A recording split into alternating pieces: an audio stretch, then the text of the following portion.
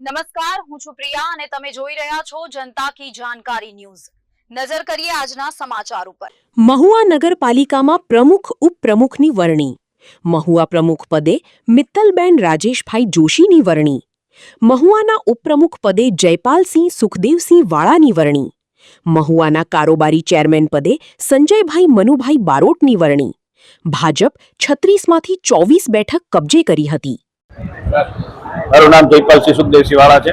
મહુવા નગરપાલિકામાં ઉપપ્રમુખ તરીકે વરણી થઈ છે તે બદલ ભારતીય જનતા પાર્ટીનો ખૂબ ખૂબ આભાર।